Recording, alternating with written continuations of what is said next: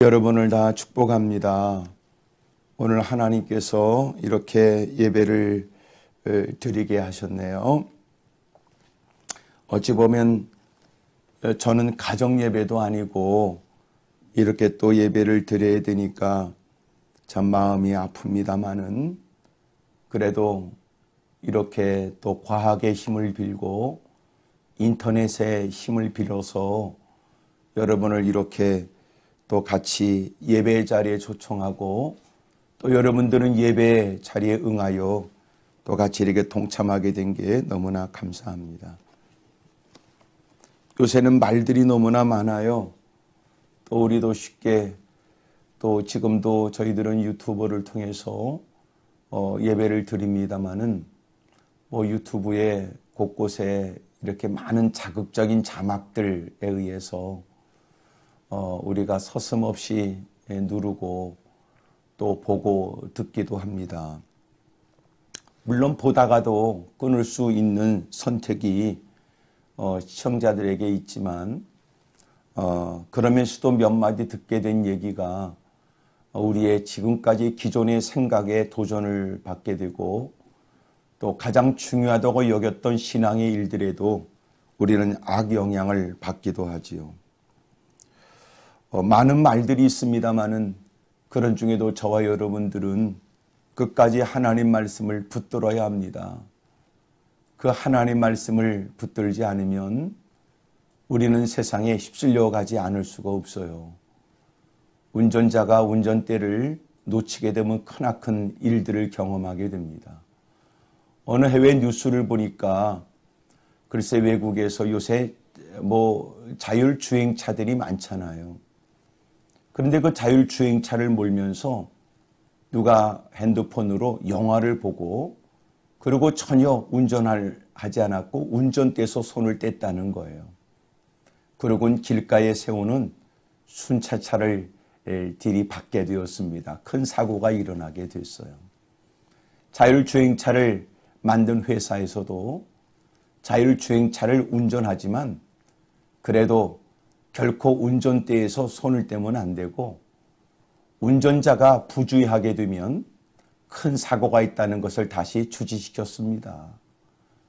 여러분, 세상의 과학이 그렇게 발달되고 요새는 자율주행이라는 말이 점점 친숙한 말이 됩니다.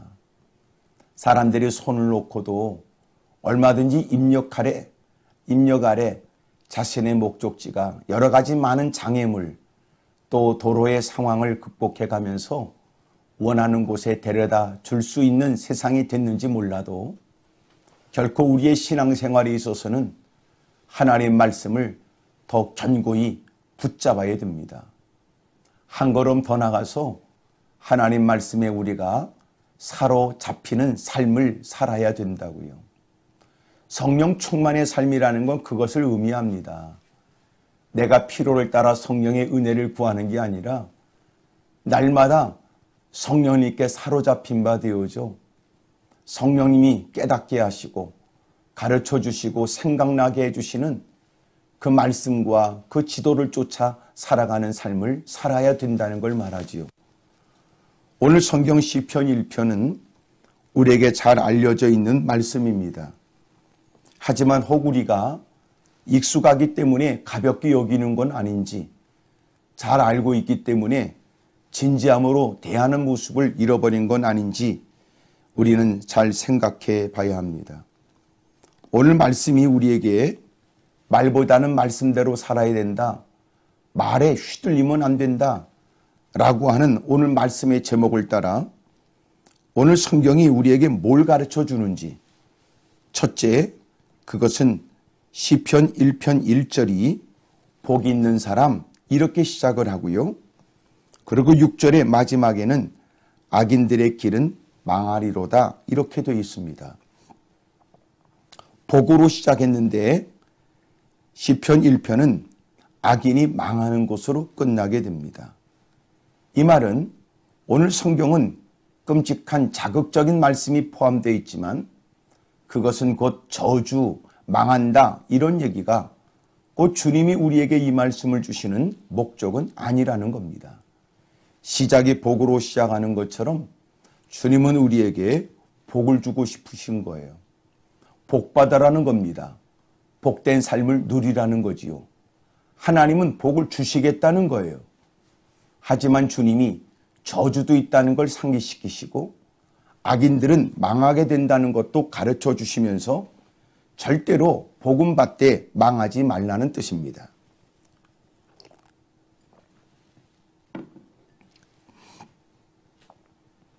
복을 안 받으면 된다는 것이 아니라 복이 아니면 저주라는 거예요.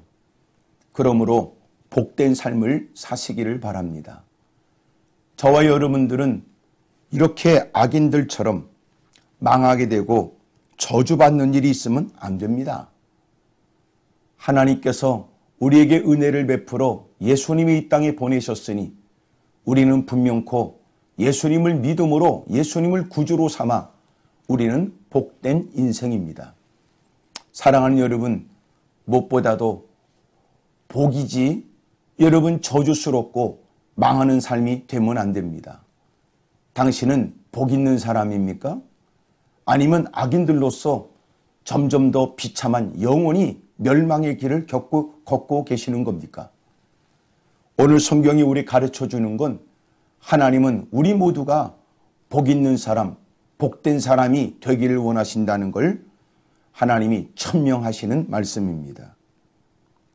두 번째, 오늘 말씀에 복은 현세에서도 복이고 결국에서도 복이고 저주도 마찬가지입니다. 이 땅에서도 저주고 그리고 영원히 저주가 됩니다. 하나님은 복을 내세에서만 주시는 것이 아니라 현세에서도 복을 주시는 거예요.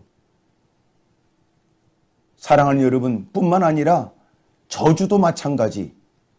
이 땅에선 괜찮고 그리고 나중에 가서 저주는 것이 아니고 이 땅에서 견딜 수 없는 불행과 고통과 한숨과 좌절과 끔찍한 괴로움의 시간을 보내고 그것으로 끝나지 않고 영원히 지옥불에 떨어지게 된다는 말씀이에요. 저와 여러분들은 이 땅에서도 복이 있게 되길 바랍니다. 복은 무엇이냐? 주님께서 이 땅에 살면서 전혀 부족함이 없도록 부러운 게 없도록 하나님이 역사해 주시는 거예요. 복은 뭐냐? 이 땅에서 필요한 것들을 주님이 공급해 주시고 무사람들은 다 필요하다고 혈안에 대어 움켜잡으려고 하는 그 모든 것들이 없다 할지라도 조금도 부러운 것이 없도록 부럽지 않도록 주님이 우리에게 은혜를 주시기도 합니다. 이 땅에서 사람들은 한숨 쉬고 탄식하고 있을 때 우리는 그런 중에도 눈물이 가득 젖은 찬송을 드리게 하고 또 주님의 품 안에서 주님이 주시는 그 은혜를 만끽하고 누리도록 하나님이 도와주시는 거예요. 사랑하는 여러분, 이 땅에서도 하나님은 형통의 은혜를 준다고 3절이 기록합니다. 그는 시냇가에 심은 나무가 철을 따라 열매를 맺으며 그 잎사귀가 마르지 아니한 같으니 그가 하는 모든 일이 다 형통합니다. 그리고 뿐만 아니라 주님 앞에 서게 되면 마침내 우리는 주님께 인정을 받지요. 여러분, 주님께 인정을 받는 사람, 그리고 이 땅에서도 주님의 눈길을 끌며 주님의 지속적이고 섬세한 도움 손길을 누리고 살아가는 사람들, 오늘 이런 복된 삶이 저와 여러분들에게 있게 되길 바랍니다. 코로나 바이러스로 인해서 많은 사람이 어려움을 겪고 있습니다. 우리가 이렇게 예배를 드리게 되는 것도 역시나 코비드라고 말하는 코로나19의 영향 때문인 것은 부정할 수가 없지요. 하지만 그럼에도 불구하고 곰곰이 생각해 보면 어려움 속에서도 하나님의 은혜는 풍성하며 힘든 중에도 하나님의 따뜻함과 하나님의 극진한 사랑은 이루다 말할 수가 없습니다. 하나님의 은혜입니다. 하나님의 은총입니다. 사랑하는 여러분, 오늘도 하나님이 그 복을 날마다 감사하고 찬송할 수 있게 되기를 바랍니다. 뿐만 아니라 이 저주의 삶도 마찬가지. 그들의 삶은 4절에 바람에 나는 겨와 같습니다. 애쓰고 심쓰나 누리는 것이 없게 되고 소득은 있으나 남는 것이 없으며 굴뚝에 있는 연기와 같으며 열매 없는 가을 나무와 같으며 그들의 삶은 이 땅에서도 허망이 그지없지요. 그렇게 누구보다도 꿈을 갖고 애써왔던 시간이 허무할 수밖에 없으며 인정사정 보지 않고 사력을 다했던 수고일들이 비참한 결과가 되도록 주님이 그들을 결코 내버려 두지 않는다는 겁니다. 마침내는 심판을 견뎌낼 수가 없습니다. 그들은 영원한 지옥불에 던져져야 합니다. 여러분, 오늘 성경은 복으로 시작합니다. 주님은 복 주고 싶으신 거예요. 그러나 인생들이 복을 외면하게 된다면 그는 저주의 삶을 살 수밖에 없습니다. 그것은 내세만 있는 일이 아니라는 겁니다. 이 땅에서도 하나님은 우리에게 복을 누리게 하시고 그리고 마침내 무사람들이 부러워할 만한 아름다운 환경과 열매도 우리에게 베풀어 주십니다. 하나님을 경외하는 사람에게는 모든 좋은 것에 부족함이 없도록 하나님이 책임져 주십니다. 열악한 환경에 뭐가 감사할까 싶으나 우리보다 더 좋은 여건에 있는 사람도 의하다고 느낄 만큼의 감격과 기쁨이 있게 하십니다. 요새 이렇게 통제와 어려움을 받고 있는 처지에도 얼마나 하나님의 은혜 가운데 하나님이 주시는 은총 가운데 풍성하게 되는지 말입니다. 감사하기 이를 데 없습니다. 사랑하는 여러분, 하나님은 지금도 우리를 사랑합니다. 그리고 우리를 면밀히 섬세하고 세밀하게 그 모든 것에 부족함이 없도록 우리를 책임져 주심을 찬양합니다. 세 번째로 오늘 시편 1편의 말씀을 보게 되면 복과 저주가 무엇과 관련이 있는가를 가르쳐 주는데 그것은 말씀과 관련이 있습니다. 사랑하는 여러분, 하나님께서는 복에 대한 말씀, 저주에 대한 말씀에 관해서 가르쳐 주는 것은 무엇보다도 말씀과의 관계성 속에서 복과 저주가 나눠진다는 것을 우리에게 선명하게 깨닫게 해 주십니다. 여러분, 신명기 28장 1절부터 68절까지 되어 있는데 신명기 28장에 보게 되면 1절부터 14절까지가 복에 대한 말씀입니다. 그리고 15절부터 68절까지는 저주에 대한 말씀이지요. 성경을 찾아보게 되면 신명기 28장에 더 정확하게 말씀드리면 1절에 내가 내 하나님 여호와의 말씀을 삼가 듣고 내가 오늘 내게 명령하는 모든 명령을 지켜 행하면 내 하나님 여호와께서 너를 세계 모든 민족 위에 뛰어나게 하실 것이라. 그리고 주님이 그렇게 말씀대로 사는 사람에게는 그렇게 복을 주시겠다는 거예요. 각별한 하나님의 은혜가 있습니다. 그렇게 주님은 14절까지 말씀하시고요. 15절부터는 내가 만일 내 하나님 여호와의 말씀을 순종하지 아니하여 내가 오늘 내게 명령하는 그의 모든 명령과 규례를 지켜 행하지 아니하면 이 모든 저주가 내게 임하며 내게 이를 것이니, 이렇게 말씀하시면서 마침내 성경이 끝나게 되는 54절까지의 말씀까지 주님이 그렇게 말씀하셨습니다. 68절까지의 말씀까지 주님이 마침내 그렇게 저주의 말씀을 하셔서 복에 대한 것은 14절이고요. 그리고 저주에 대한 얘기는 54절을 기록하고 있는 겁니다. 그렇게 말씀하시면 이미 말씀드린 것처럼 하나님께서 우리에게 복 주시려고 하시는 거예요. 그러나 만약 인생의 복을 외면하게 된다면, 말씀을 거절하고 말씀을 외면하게 된다면 하나님은 그들에게 저주를 쏟아 부으시겠다고 말씀했습니다. 하는 일이 뜻대로 되어지지 않습니다. 그가 수고하고 손길이 닿는 곳곳마다 하나님은 복을 주기도 하지만 만약 인생들이 하나님 말씀을 외면하여 떠도는 소리에 마음을 빼앗기고 자기 말만 주장하게 되고 그리고는 자기 고집대로 살게 되면 하나님은 그들의 삶에 끔찍한 저주일들을 아낌없이 쏟아 붓는다고 말씀했습니다. 이 모든 것들은 말씀과 관련되어 있습니다. 하나님 말씀대로 사는 것은 그래서 중요합니다. 때로는 현실과 맞지 않는 말씀일 수도 있지요. 이 처지에 그 말씀 부른 소리처럼 들려질지도 모릅니다.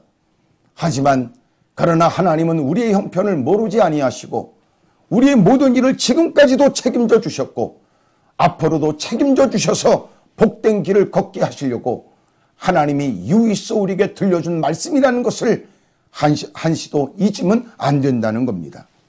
하나님 말씀대로 됩니다. 그런데 인생들은 자꾸 하나님 말씀을 외면하게 되거든요. 인생은 본디 죄악 가운데 태어나서 이 죄의 유혹을 자꾸 받게 됩니다. 여러분, 복은 하나님 말씀과 관련되어 있고 저주가 말씀과 관련되어 있다면 죄라고 하는 것은 이 말씀을 자꾸 의도적으로 외면하는 것을 의미합니다. 성경에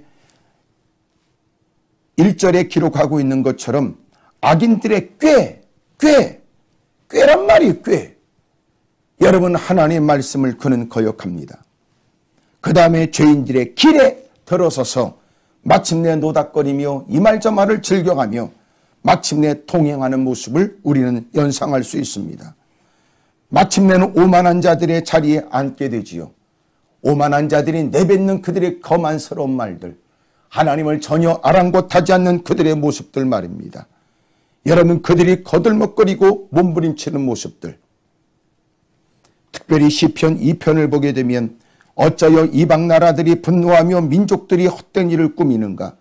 세상의 군왕들이 나서며 관원들이 서로 꾀하여 여호와와 그의 기름 부음 받은 자를 대적하며 우리가 그들의 맹것을 끊고 그의 결박을 벗어버리자 라고 그들이 거들먹거리며 오만방자한 말을 내뱉을 때 4절 하늘에 계신 이가 웃으심이요 주께서 그들을 비웃으시리로다.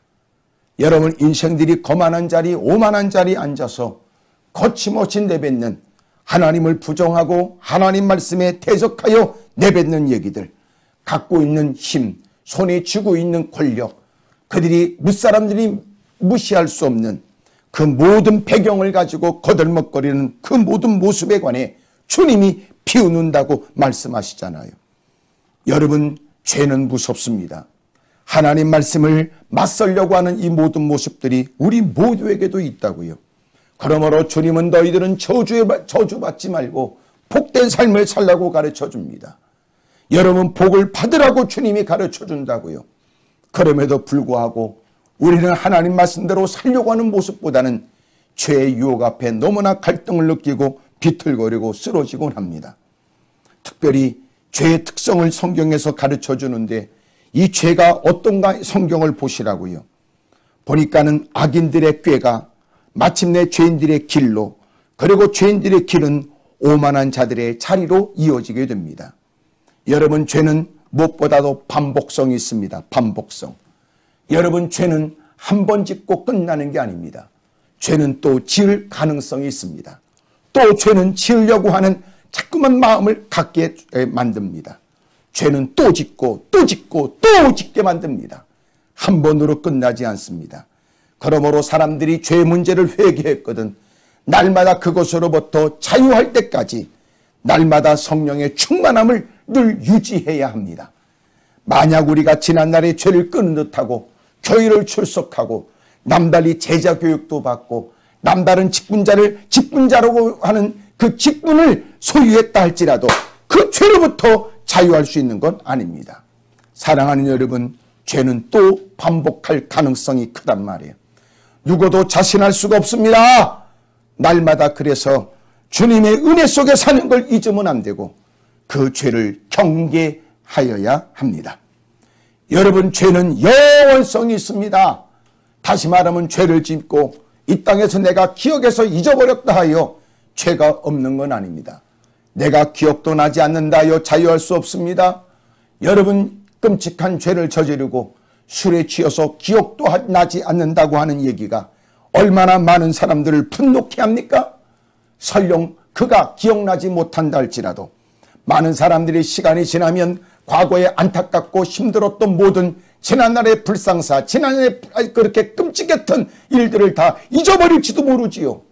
한국 사람의 특징은 쉽게 잊어버린다. 이런 것들을 정치인들이 이용해 먹기도 합니다. 여러분, 이런 것을 사람들은 개인적으로 은근히 기대하고 살죠. 하지만 그는 의도적으로 잊어버렸고 많은 사람은 기억하지 못하고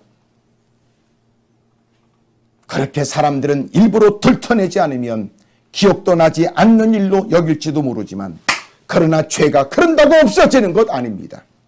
죄는 내가 회개하지 않으면 그 죄는 끊임없이 우리를 추적하여 영원히 우리를 지옥불에 던져버린단 말이에요. 사랑하는 여러분, 이 죄는 세 번째로 점증성이 있습니다. 죄는 점점 더 커집니다. 죄는 반복성이 있다고 그랬습니다. 죄 문제를 해결하지 않으면 죄는 영원히 나를 영원히 불 속에 던져버립니다. 여러분, 마침내 세 번째는 죄는 점증성이 있습니다. 성경에 말하는 것처럼 죄는 첫 번째 거역하게 합니다. 악인의 꾀가 그렇습니다. 윗사람의 명령이나 뜻에 거역한다는 것, 여러분 그렇게 거역하게 만든단 말이에요. 자기네 악인의 꾀가 그렇습니다. 하나님 말씀이 들려지면 하나님 말씀을 그대로 받는 게 아닙니다. 예배드리겠다고 하나님 전에 무릎을 꿇고 하나님 말씀대로 살겠다는 남다른 모습을 보이는 듯한 모습이 예배자리에 있는 것처럼 보여지지만 가슴 아프게도 마침내 하나님 말씀이 들려져 그의 생각과 그의 꾀와 그의 모든 계략과 그가 지금까지 가슴에 품었던 것과 맞지 않으면 기꺼이 그 악인의 꾀는 그 모든 것들을 거역합니다. 하나님이 전에 있으니 하나님 말씀을 마땅히 순종해야 될 것처럼 보여지잖아요. 인격적인 것처럼 하나님 말씀을 잘 듣는 것처럼 자리에 앉아있지만 그러나 결국은 그의 악한 꾀가 하나님 말씀을 거역합니다. 자기의 필요를 따라 하나님 말씀을 인용합니다. 꽤나 종교적인 사람으로 보여지고 싶어합니다. 자기도 누구 못지않은 신앙의 사람인 것처럼 나타내고 싶어하지요. 하지만 그 악인의 꾀는 결국은 하나님 말씀을 거역합니다. 두 번째는 악역을 합니다. 죄인의 길에 들어서는 거예요. 악역이라는 말은 바른 도리에서 어그러지는 몹시 악한 행위가 악역입니다. 여러분, 하나님 말씀을 거역합니다. 그 다음에는 악역을 행합니다. 죄인의 길에 들어섭니다. 낄낄거리며 같이 죄 짓는 일에 심습니다. 우리가 어느 모퉁이에 숨어 있어서 누구 것을 빼앗을까라고 그들은 모의를 하고 서슴없이 그 일을 행하게 되지요. 이렇게 죄는 점점점 점증성이 있습니다. 세 번째로는 찬역입니다. 찬역. 반역입니다. 임금의 자리를 빼앗으려는 반역을 찬역이라고 얘기를 합니다. 오만한 자의 자리에 앉습니다. 하나님을 대적하는 자리에 앉는 겁니다. 하나님과 맞서는 자리에 앉습니다. 유다서 1장 6절에 보면 자기 죄를 지키지 아니하고 자기 처소를 떠난 천사들 이렇게 얘기를 했습니다. 마귀에 대한 얘기입니다. 여러분, 악인의 꾀가 죄인의 길에 들어서게 하고 죄인의 길에 들어서면 마침내 그 길을 따라 종국에 가서 앉는 자리는 오만한 자리요 대적하는 자리가 되는 겁니다. 여러분, 이렇게 인생은 죄성을 가지고 있고 마침내 그 죄의 문제를 해결하지 않으면 인생들은 그렇게 똑같은 죄를 반복하거나 이제는 그 죄는 점진성에 더 그릇된 일을 행하게 되거나 자기네끼리 그만한 일은 가볍게 여겨지게 되거나 스스로 몇 사람들이 기억도 못할 이제는 다 망각해버렸으니 괜찮다고 여기는 인생들, 반드시 그 죄는 그를 영원히 지옥불에 던져버리게 될 것입니다. 사랑하는 여러분, 그러므로 저와 여러분들은 이런 저주스러운 부끄러운 인생이 아니라 이제는 복된 삶을 살기 위해 저와 여러분들이 의도적으로 말씀을 쫓아 살아야 합니다. 여러분, 복된 삶이 되려면 말씀과의 관계가 좋아야 합니다. 많은 사람과 이 말 저 말을 나누며 이 말 저 말에 시간 가는 줄 모르고 세월을 낭비할 수 있습니다. 이제는 지금까지 저주스러운 삶이 아니라 지금까지 부끄러웠던 삶을 반복할 것이 아니라 이제는 복된 삶을 살기를 원하여 말씀과의 관계가 개선되기를 원하는 여러분의 마음이 분명하다면 오늘 주님이 주시는 말씀이 여러분의 마음에 더 부딪혀질 것입니다. 말씀에 대한 태도가 달라지기를 원합니다. 오늘 성경에 가르쳐주는 말씀은 즐거워해야 된답니다. 하나님 말씀을 즐거워해야 된다고 가르쳐 준다고요. 하나님 말씀을 즐거워해라. 하나님 말씀을 좋아해라. 하나님 말씀을 기뻐해야 됩니다. 2절에 기록되기를 오직 여호와 율법을 즐거워하여 그랬습니다. 하나님 말씀을 즐거워하여. 시편 112편 하나님의 말씀을 크게 즐거워하는 자가 복이 있도다 라고 1절에 기록하고 있어요. 하나님 말씀을 크게 즐거워하는 자가 복이 있습니다. 시편 119편 92절 주의 법이 나의 즐거움이 되지 아니하였다면 내가 내 고난 중에 멸망하였으리라. 하나님 말씀이 내게 즐거움이 되지 않았다면 나는 고난 중에 멸망했을 것입니다. 하나님 말씀을 즐거워함으로 고난도 극복했답니다. 시련이 복이 됐답니다. 사랑하는 여러분, 하나님 말씀을 즐거워하십시다. 하나님 말씀을 기뻐해야 됩니다. 어찌 보면 하나님 말씀을 즐거워한다 이 말은 여러분 하나님 말씀에 대한 의욕적인 그의 모습을 말하고 있는지도 몰라요. 의욕이라는 것은 알고 싶어하는 마음이 남다른 거예요. 여러분 보세요. 죄의 특성은 거역과 악역과 찬역이라면 여러분 복은 하나님의 말씀에 대한 태도의 변화인데 그것은 첫 번째 말씀에 대한 의욕이 있단 말이에요. 의욕이. 여러분 이전처럼 마음껏 만나고 싶은 사람을 만날 수 없을 때 하고 싶은 일을 위해 이곳저곳을 마음껏 다니고 여러분 없을 때 그렇게 다닐 수 없을 때 좀 더 어느 때보다도 시간이 이렇게 많다 느껴질 때 여러분 그런 처지에도 무엇보다도 허락되어진 좀 여유 있는 시간이 여러분 복이 되려면 하나님 말씀을 좀 의욕적으로 사모하셔야 됩니다. 하나님 말씀을 즐거워하는 겁니다. 알고 싶어하는 마음이 이전보다도 뜨거워졌으면 좋겠어요. 그동안 읽지 못했던 하나님 말씀을 읽자. 무사람들이 하나님 말씀을 쓰기도 했다니 나도 하나님 말씀 좀 써보자 라고 하는 거 말입니다. 두 번째로 여러분 복 있는 사람은 말씀에 대한 태도가 남다릅니다. 그는 하나님 말씀을 즐거워합니다. 두 번째가 뭐냐? 그것은 하나님 말씀을 묵상하는 겁니다. 여러분 그 말씀을 주야로 묵상합니다. 이것은 여러분 즐거워한다는 말이 의욕이라면 묵상이란 말은 의식입니다. 여러분 날마다 하나님 말씀을 깊이 생각합니다. 하나님 말씀을 날마다 의식적으로 그리고 의식하며 사는 겁니다. 하나님 말씀을 의식하고 그리고 그 말씀을 의식하고 의식하려고 하고 그 말씀에 의해서 여러분 통제와 생각을 하고 살아가는 거예요. 여러분 그가 복이 있는 사람입니다. 사랑하는 여러분 무엇보다도 말씀에 관한 의욕이 일어났으면 좋겠습니다. 무엇보다도 하나님 말씀에 대한 의식이 있었으면 좋겠습니다. 세 번째는 여기 분별하는 삶인데 분별하는 삶을 이렇게 얘기했어요. 그는 시냇가에 심은 나무가 철을 따라 열매를 맺으며 그 잎사귀가 마르지 아니한 같으니 그가 하는 모든 일에 다 형통하다고 그랬다고요. 마치 하나님 말씀을 묵상하고 사는 복 있는 사람의 모습을 그렇게 뜨거운 떼약볕이 내리쬐도 뿌리가 물가에 심기운 나무져 있어서 심겨진 나무가 때마다 시마다 푸른 잎을 그리고 가지 끝에는 아름다운 열매를 맺게 되는 것처럼 언제나 하나님 말씀에 깊이 뿌리를 내리고 그리고 하나님의 말씀으로 생각하고 의식하고 살아가는 사람, 그런 사람이 하는 일이 뭘까요? 분별하는 겁니다. 분별. 악인의 꾀 분별하지요. 죄인의 길 결코 동행할 수가 없습니다.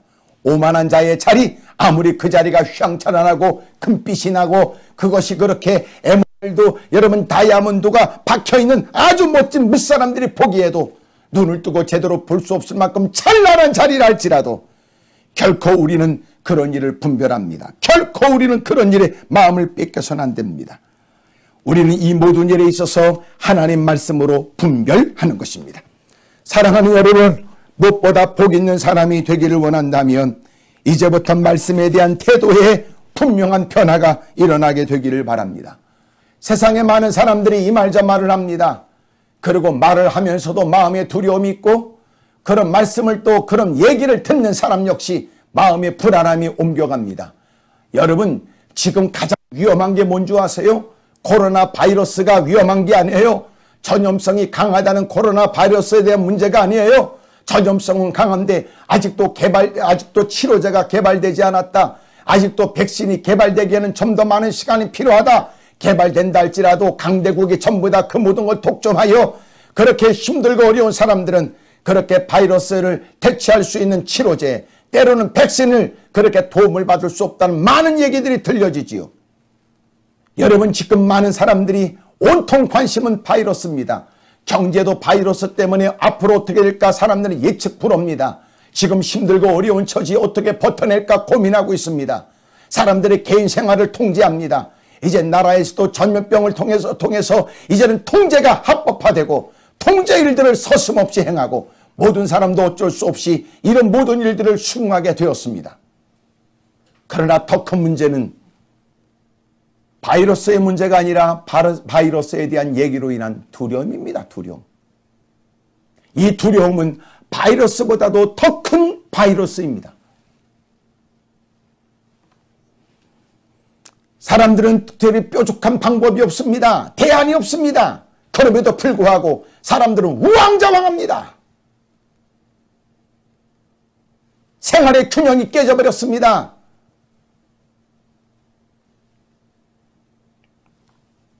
이럴 때 주님이 우리에게 가르쳐 주시는 것은 하나님의 말씀에 관한 의욕을 갖고 의식을 갖고 하나님 말씀으로 분별하고자 하는 의지가 우리에게 필요하다고 가르쳐 주시는 거예요. 두려움이 왜 다가오는가 보세요. 뉴스 때문 아니에요? 왜 두려움이 다가오는 거 보세요. 떠도는 얘기 때문 아닙니까? 그리고 우리는 다른 얘기보다도 바이러스하고 관계된 얘기라면 빨리 전해야 될 것 같단 말이에요. 팩트가 확인되지 않는 얘기도 떠돌아다닙니다. 확인되지 않는 얘기가 떠돌아다닙니다.